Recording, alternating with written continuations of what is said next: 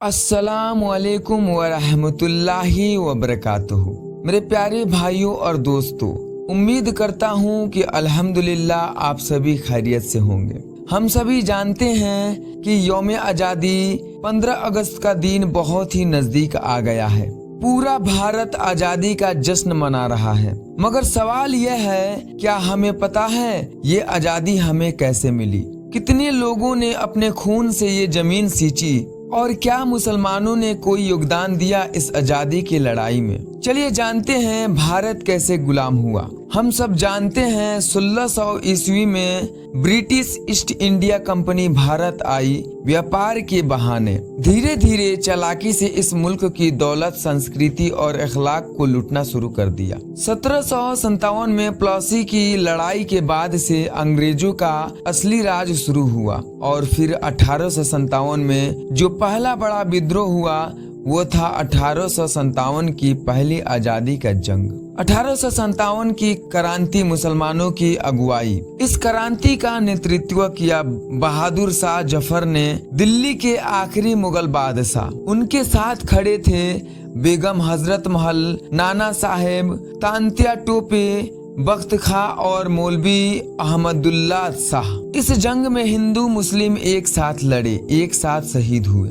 इसी लड़ाई के बाद अंग्रेजों ने समझा कि अगर इस देश को लूटना है तो एकता तोड़नी होगी, और वहीं से शुरू हुई डिवाइड एंड रूल की गंदी राजनीति।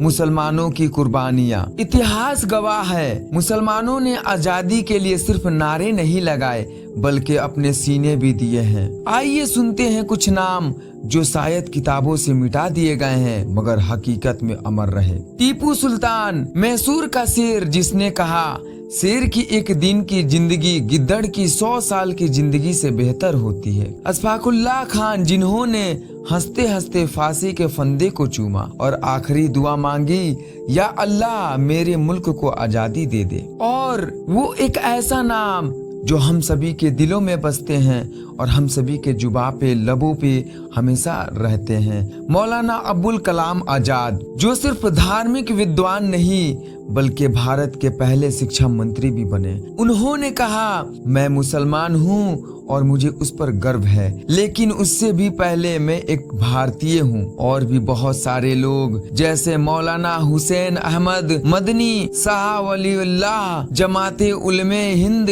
दारुल उलूम देवबंद, इन सब ने मिलकर अंग्रेजों के खिलाफ फतवा दिया। गुलामी हराम है और आजादी फर्ज है। मस्जिद आंदोलन की जगह बनी, मदरसे इनकलाब के गढ़ बन गए। मुसलमानों ने अपने घर, अपने बच्चे, यहाँ तक कि अपनी जिंदगी कुर्बान कर दी, मगर अंग्रेजों से समझौता नहीं किया। 1947 आजादी का वह दिन। कई सालों तक अंग्रेजों से संघर्ष के बाद 15 अगस्त 1947 को हमारा देश आजाद हुआ, हमारा भारत आजाद हुआ। मगर ये आजादी एक बड़े दर्द से मिली। बंटवारे के नाम पर लाखों लोगों की जानें चली गई, जिसमें हिंदू मुस्लिम दोनों ही मरे। और उस वक्त भी बहुत से मुसलमानों ने पाकिस्तान नहीं चुना बल्कि कहा, हम यहीं रहेंगे क्योंकि ये हमारा मुल्क है, हमारा वतन है। ये था वफा का असली सबूत। मुसलमानों ने साबित कर दिया, इस मिट्टी से मोहब्बत हमारे ईमान का हिस्सा है। 2025 में हम क्या कर रहे हैं, आइए जानते हैं। अब सवाल यह है, आजादी के बाद 2025 में हम कहाँ खड़े हैं? हम सोशल मीडिया पर नफरत फैलाने में लगे हैं। हिंदू मुसलमान के नाम पर जहर घोला जा रहा है। लेकिन याद रखो भाई, असली दुश्मन वह है जो हमें बांटना चाहता है, और असली मुसलमान वही है जो इस मिट्टी को माँ बनाकर उसकी हिफाजत करता है। तो आजादी का मतलब सिर्फ झंडा फहराना नहीं बल्कि दिलों को जोड़ना, बच्चों को सही इतिहास सिखाना और आने वाली नस्लों को बताना है कि इस मुल्क की हिफाजत करना हर भारतीय का फर्ज है, चाहे वो किसी भी मजहब से हो। मेरे प्यारे भाइयों और बहनों, इस 15 अगस्त पर सिर्फ तिरंगा मत फहराओ बल्कि उस लहू को याद करो जिससे यह रंगा गया। अगर कोई पूछे क्या मुसलमानों ने आजादी के लिए कुछ किया, तो पूरे यकीन से कहो, मुसलमानों ने सिर्फ लहू नहीं दिया बल्कि वक्त, दौलत, इज्जत और ईमान तक कुर्बान कर दिया। इस भारत माँ के लिए आइए आज एक नई कसम खाएं। हम नफरत से नहीं, मोहब्बत से लड़ेंगे। हम इस्लाम और हिंदुस्तान दोनों से प्यार करेंगे।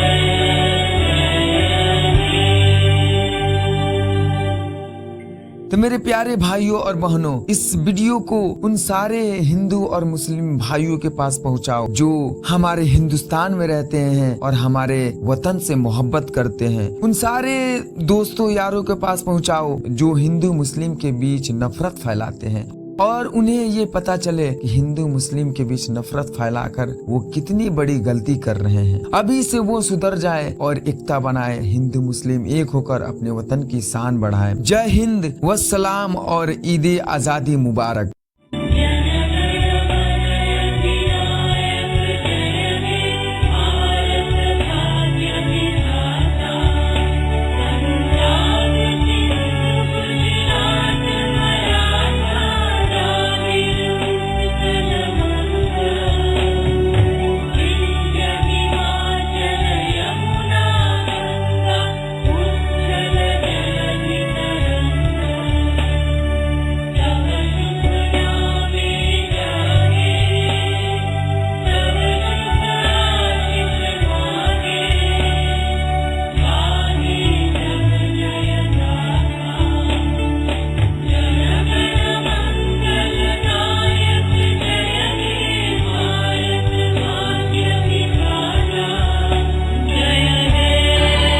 मेरे प्यारे भाइयों और दोस्तों, अगर आप सच्चे हिंदुस्तानी हो, सच्चे मुसलमान हो और सच्चे इस वतन के प्यार करने वाले हो तो आप इस वीडियो को लाइक करो, और इस चैनल पर पहली बार आए हो तो चैनल को सब्सक्राइब कर लो। और हाँ मेरे प्यारे भाइयों और दोस्तों, हमेशा एकता बनाए रखो, अपने वतन से मोहब्बत करो, एक दूसरे से मोहब्बत करो, और हिंदू मुस्लिम एक साथ मिल के रहो, हिंदू मुस्लिम भाई भाई रहो, और हमारे वतन की शान बनो, हमारे इस वतन की मेहमान बनो और शान बनो, और हमारे वतन को हमेशा आजाद रखो, जिससे कि दूसरे वतन के लोग हमारे वतन पे